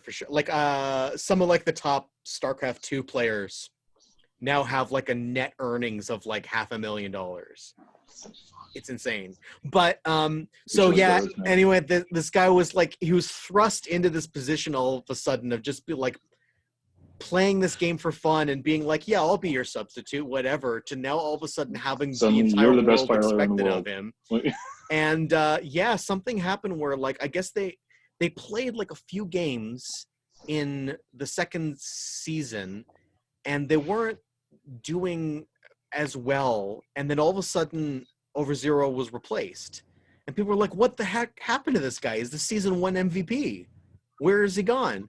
And there was all this like mystery, and it was just like, yeah, we don't talk about that. Like the two guys that were living together, like he like moved out again almost immediately, and then he went and he just started like kind of making YouTube videos for a while. He was just like doing tutorials and stuff, and he's just like, yeah, man, just like I just like playing Rocket League. I just think it's fun. I don't want to, like Do a job. feel like, yeah, exactly. I don't want it to be like a job, because then it's like if you don't play well, then you like, you suffer economically or like financially for it. And it's like, I can't rest, like let winning a game be the thing that determines if I can pay my rent.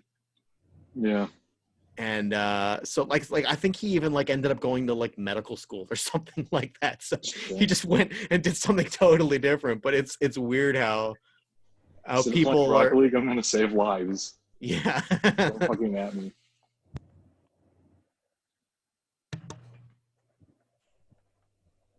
But, yeah, that's crazy.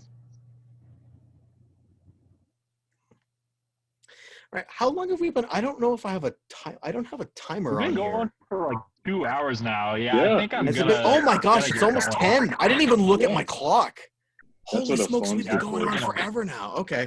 Yeah, okay, well, we'll call it a night then. How are you I was thinking if we do this again, we can have like an actual topic. And then sure. we can either choose to use that as like an anchor for the discussion and just like thread everything through it, or it could just be as we just use it as a springboard to get things rolling, and then we'll talk about whatever. But okay, so if you're down for that, what do you think about doing this like once every couple days or once a week, or what works for people? Yeah, so I think weekly is the best approach. Weekly, yeah. Okay. It gives you a lot of material to work with. Do you still work night shifts, right? No, I'm days now. Oh, you switched. Oh, good. I finally got out of the nightmare. It only took what, 5 years? Yeah, pretty much. I was on afternoons for a while, and then I switched back to nights for a full fucking year, full time. Ugh. Cool. Yeah. So what are your hours typically? Basically, I work 4 days a week. Oh yeah. I work Saturday, Sunday, Monday, Tuesday. Oh, okay. Saturday, Wednesday, Thursday, Friday, I'm good to go. So I'm literally having to look at what the fuck day it is. Okay, so It's it is Wednesday. It's Wednesday. It's Wednesday. Okay, so do you just want to do this every Wednesday then? Wednesday's good for me. Sure. And well, I That guess sounds good. I'm one of the only ones with the schedule right now. Yeah, I think so. Mr. Essential Worker. Mr. Essential. I had to fucking sanitize doorknobs when I was there. Is that what you do at the bread factory? You sanitize doorknobs? That's what I do at the bread factory. I sanitize the doorknobs. Nice. All the doors are kept wide open, so people don't have to touch the doors. Mhm. But I gotta sanitize them anyways. Yeah. And the light switches. Yeah, anything for that you 10 handle a lot. hours. Oof. So that's literally your entire job is just sanitizing things. I figured I would rather stay home and not get paid than sanitize doorknobs and light switches for 3 days a week. Oh, wow. One day I actually get to clean stuff. The other 3 You days. should find out if they're like offering voluntary layoffs. Just be like, yeah, I live with super old people, man. Like I can't come to work. I'm susceptible to every disease. Okay, cool. So we'll do every Wednesday. Does about the same time work for you? Yeah, 8 also about o'clock's 8 good. p.m. Okay. And then okay, so if we're gonna make this a regular thing, I was thinking the one thing that we might, because we didn't really have a topic for today. So if I was gonna give this like a sort of a subtitle, Shit. yeah, no, well, yeah, I was thinking, could we think of like a name for what we want to call this? Like I don't know, like the super fun time podcast thingy hour or something. I mean, keep that there. Keep that name there.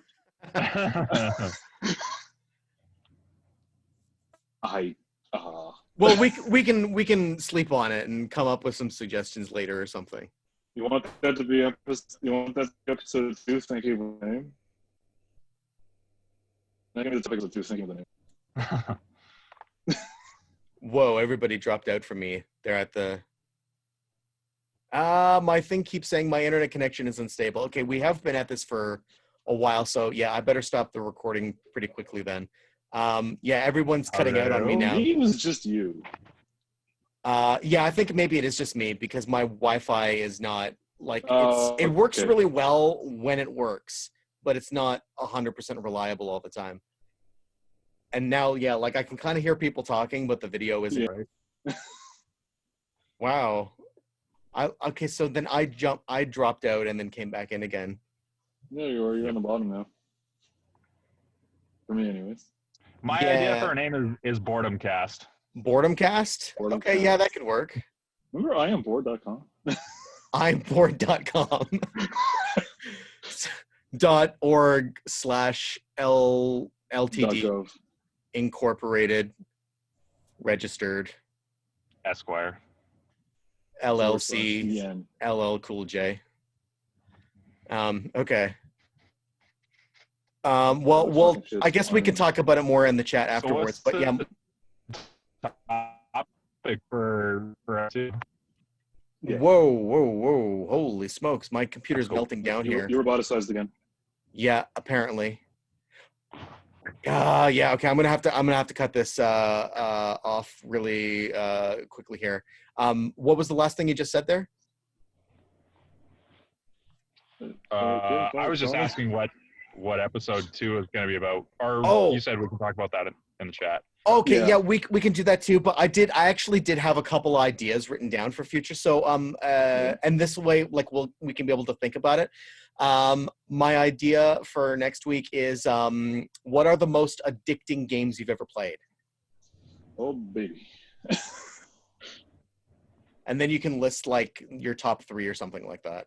And then we'll talk about like what it is that like we found addicting about them and like how it affected us or like how much time we sunk into it or whatever. Sounds it could good. be interesting. Okay. So I guess we don't really have an official sign off for this thing right now. Like I said at the very beginning, this is extremely experimental. So fuck you. I like to quote Super Mario. Okay. If you do drugs, you go to hell before you die. I can't top that. That's as good as a place to end it as any. I grab Thor's hammer. I will avenge you. Okay, I don't know who may have been watching this, but whoever you are, we'll see you next week.